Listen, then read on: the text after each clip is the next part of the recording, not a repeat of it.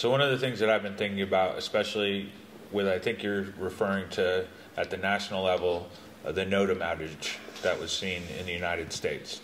And globally, the NOTAM system is used by every country. And so making any type of change to the way that architecture runs can't be decided by one country alone. It would take the buy-in of everyone, and it would take the change in hypothetically software by everyone, which makes that hard to do.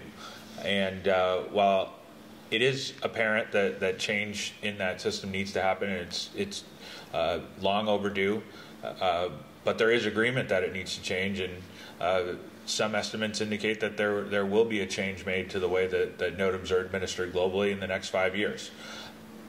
What I also have heard is that while it's a broken or it's a lagging system, and as a carrier or an operator, there's nothing we can do about it. So it's not necessarily our problem to fix. But what I do think it highlights is that as a carrier and operator, you're still dependent on keeping your flight safe or secure, whether or not there are NOTAMs available, and what type of software are you using, what type of systems are you using internally to stay aware of the safety and security operating environment at airports and in airspace that you fly in. And if your dependence is, well, I just checked the NOTAMs, then is that enough?